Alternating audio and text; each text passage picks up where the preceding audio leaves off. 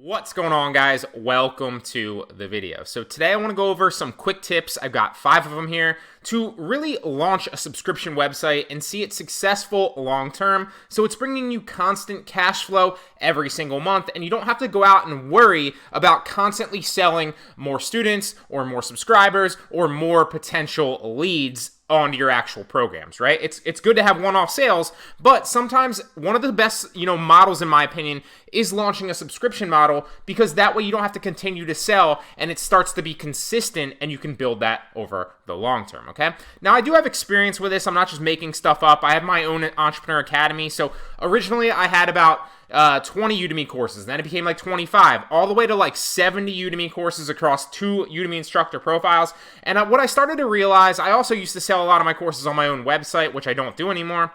And what I started to realize is people would like pay one-off courses, and like the same student would end up paying like 5 courses in the same month, and then maybe taking 1 or 2 because they didn't have enough time, right? So I decided to throw all my courses into one subscription place where you can basically go subscribe for one low monthly fee, and the monthly fee on my specific one is $11. Yours might be, different depending on what you're actually doing and what you want to charge. Obviously, you have to take this information and tailor it towards your specific business model and your specific academy or subscription site or whatever it is that you want to do. So mine's $11. It houses all my courses, so students can literally go there, sign up for one low monthly fee, which is the equivalent of what they would have paid for one course on Udemy, and then they can take as many courses as they want, stay as long as they want, and then cancel, right? It's good for me, it's good for them. I get a higher percentage of the sale because on Udemy they take a percentage of the sale, and the student gets to take more courses for a lower price. So it's a win-win-win. You can see just how much content is on here, okay? So the reason I'm telling you this is because I've launched my own subscription site, so I know what it takes to make it consistently cash flow every single month, acquire students, and I have experience, okay?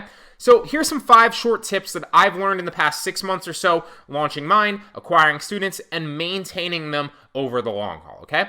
First and foremost is a free trial. So one of the great things about launching a subscription site, no matter the site, is you can launch a free trial, right? So you can literally give a link to enroll in the actual site or the course or whatever it is a month for free. On Teachable, it's very, very easy to do. If you're launching it on like Thinkific or like Kajabi, there's also ways that you can create that as well. If you're launching it on your own website, then depending on where you're actually creating that, you might have to kind of, fiddle around with it a little bit, but I'm sure every website builder has a way to do that as well, charging wise, right? So launch a free trial. It's a risk-free way for students to get into your site or what your course or whatever it is, your program, and basically see if it's for them, right? It doesn't cost you anything, which, most of the time, we're going to talk about actually spending money on ads here in a second.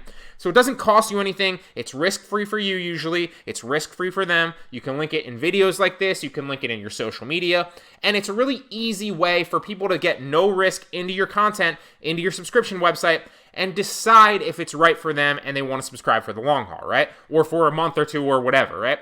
So that's a really, really, really easy way and a great way to get students in and then potentially maintain them long term. The next thing I would say is to improve and add to it, right? Because if you constantly improve and add to it, it's going to inspire people to stay on. Because for me, for example, right, one of the ways that I kind of implement this is, like we talked about, there's a million different courses on here. There's probably like 60 of them currently. So I'm constantly, as I'm creating new courses, if, for whatever reason, I'm learning like sales tips, right? That's one of the examples that I just implemented, right? I put that sales tip course that I created on Udemy, I throw it on Skillshare, I put it on Stack Commerce, I put it on Amazon Video Direct, all those different things. And if you guys want to learn how to do that, obviously, I have an entire course. It's called Content Creation Pro. You can try that risk-free, right? Free trial. You can try that risk-free for 30 days. First link in the description if you want to go ahead and grab that, okay? On top of that, if you want to try my Entrepreneur Academy, which is what you're seeing right here, all my Udemy courses, it's different, right? It's literally just like, the Udemy courses that I created. Also a free link that's down in the description, okay? But so what I do is I constantly add to this. I'm constantly introducing new content. I'm constantly adding new courses, and that inspires students to think, well, he's constantly improving it. I might as well stay on, even if I've taken all the courses. And most students, because I've looked at the analytics, don't take all the courses, or, they might take a couple and then unsubscribe.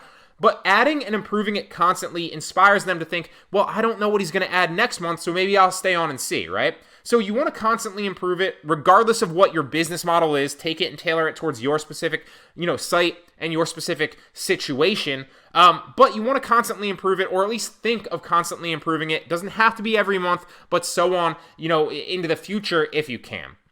Also, one of the best ways that I found, whether you're launching a subscription site, you're selling your own information products, you're pushing, physical products, whatever, you're selling consulting or a service, is to develop rapport. So specifically, when you're launching a subscription site, that rapport is with students, right?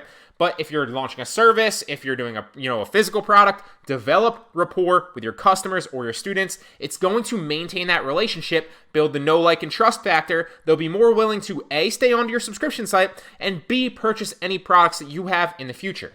I don't treat my customers like they're customers. I treat them like they're friends. I go out of my way to help them, and because of that, and because I'm so kind of engaging and there to help them if they have questions, because of that, it builds an immense rapport, and a lot of my customers stay on for the long term,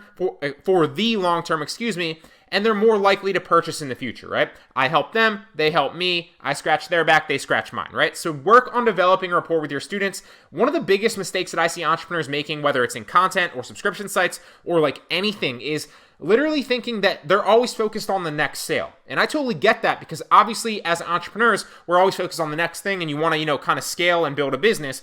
But if you're not taking care of your current customers by building rapport, helping them out, what makes you think you can take care of more, right? Focus on building and helping your current customers succeed, and by default, you will grow your business, whether it's a subscription site or it's something else entirely, right? You see the same thing on like Instagram or YouTube, right? People are always focused on, and this is kind of like a metaphor, people are always focused on getting the next set of subscribers, right? If they're at like 500 subscribers or 500 followers, they want to hit that 1,000 mark. And there's nothing wrong with that, but sometimes they lose sight of the forest through the trees, so to speak, or the trees through the forest. I forget what that saying is, but you get the picture. And they're focused on gaining more followers instead of taking care of the followers that they currently have. And the funny thing, and kind of, the irony in that, is if they would focus on taking care of the subscribers that they had, or focus on taking care of the followers that they had, they would grow a lot faster, right? So develop a rapport with your students. It will help you maintain them long term. So don't overcharge your subscribers as well. One of the best ways to maintain a subscription site long term is to not necessarily compete on price and go super, super cheap, but you don't want to charge them outrageous amounts every single month too, because if you're charging them an outrageous amount monthly, they're going to be much more wary of that charge, so they'll be much less likely to enroll in the beginning, and they'll also be wary of it going forward because they know it's a high monthly charge, right? I only charge $11 a month for my subscription site. And because of that, people literally subscribe and forget about it, just kind of like Netflix, right? I don't pay attention to my Netflix bill. It's freaking like $12 a month. They just charge my card every month. So what I'm trying to say is don't overcharge your customers or your subscribers. That doesn't mean that you want to go to the floor and charge them like 50 cents a month.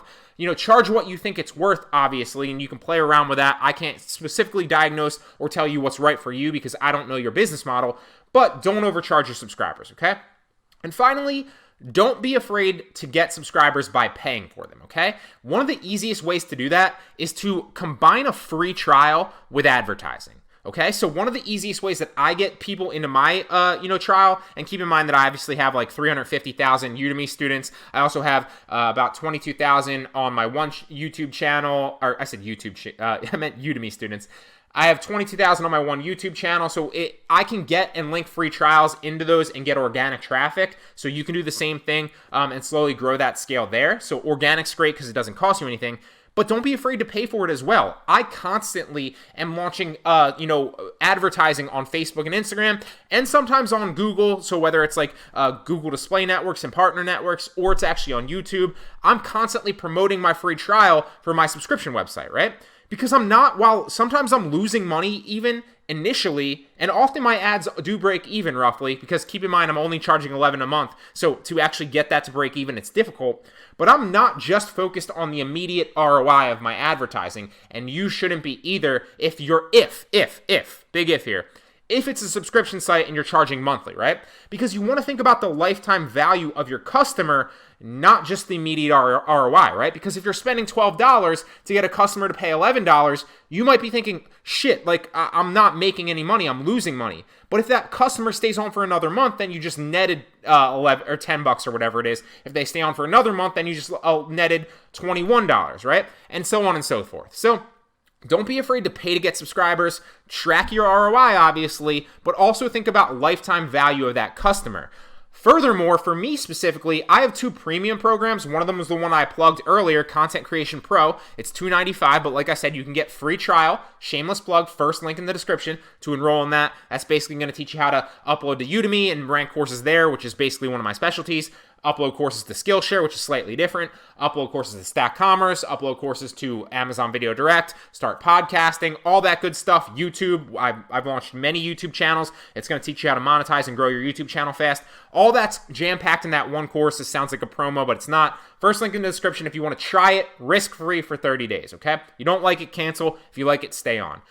But one of the reasons I'm telling you that is because when people get into my subscription site, it really breaks that barrier of them paying, right? And then they're more likely to purchase one of my more, higher end products in the future because I've already kind of broken that cost barrier with them on a cheap subscription plan.